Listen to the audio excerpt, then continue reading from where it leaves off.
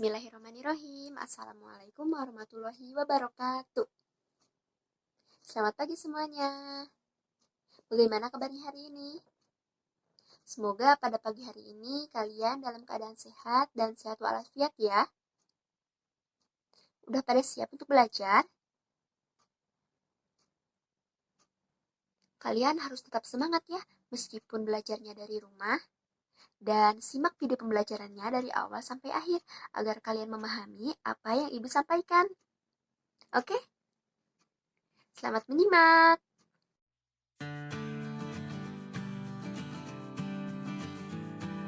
Baik, pada kali ini kita akan belajar tema 5, ekosistem, subtema 3, keseimbangan ekosistem, muatan pembelajaran bahasa Indonesia. Materi pembelajaran pada kali ini yaitu menggali informasi dari teks non-fiksi. Nah, diharapkan setelah pembelajaran ini, anak-anak diharapkan dapat menemukan kosakata baru dalam sebuah teks beserta mencari artinya dengan tepat. Kemudian, peserta didik mampu menemukan informasi dari teks non-fiksi melalui pertanyaan dengan cermat dan dapat membuat kesimpulan dari teks non-fiksi. Sebelum pembelajaran dimulai, Ibu mau bertanya, apakah kalian masih ingat apa itu teks non-fiksi? Ibu ingatkan lagi ya, teks non-fiksi adalah teks yang dibuat berdasarkan kenyataan yang ada, realita tanpa mengada-ngada, atau hal yang benar-benar terjadi dalam kehidupan. Sudah ingat? Jadi, teks non-fiksi ialah teks yang bukan mengada-ngada atau bukan suatu cerita rekaan, melainkan suatu fakta yang bisa dibuktikan kebenarannya. Seperti contoh, buku teks pelajaran yang sering kalian bawa. Dalam teks non-fiksi, pasti ditemukan kata-kata yang belum dipahami maknanya. Kosakata yang belum kalian pahami maknanya dapat kalian cari dalam Kamus Besar Bahasa Indonesia atau yang lebih dikenal dengan KBBI. Semakin banyak kita mencari, maka wawasan kita pun akan semakin banyak. Kemudian, informasi yang sudah ditemukan dalam teks non-fiksi tadi dapat kalian ringkas dengan menggunakan peta pikiran. Peta pikiran dapat disajikan dengan cara yang kreatif dan menarik.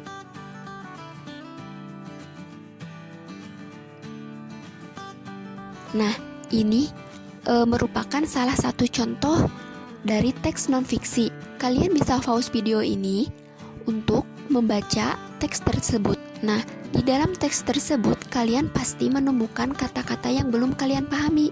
Contohnya ada dekade. Dekade itu artinya masa 10 tahun. Selanjutnya, eksploitasi. Eksploitasi ini artinya pemanfaatan untuk kepentingan diri sendiri. Dan mungkin masih banyak kata-kata yang mungkin kalian belum pahami maknanya.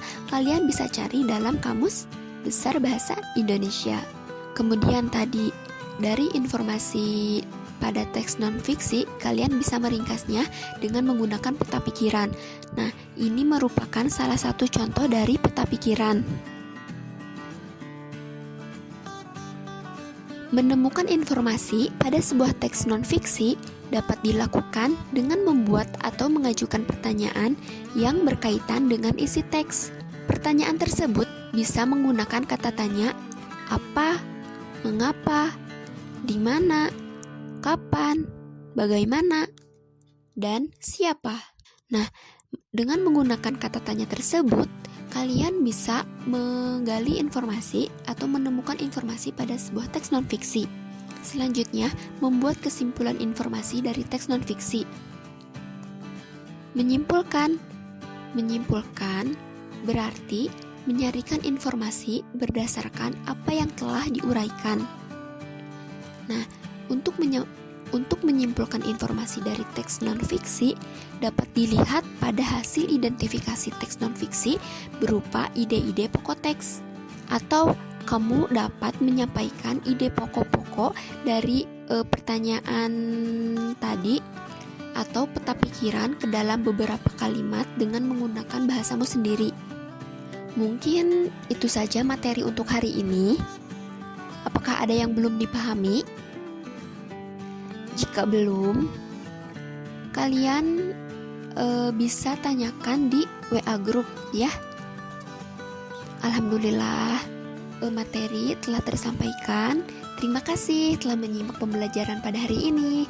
Sampai jumpa di pembelajaran selanjutnya. Wassalamualaikum warahmatullahi wabarakatuh.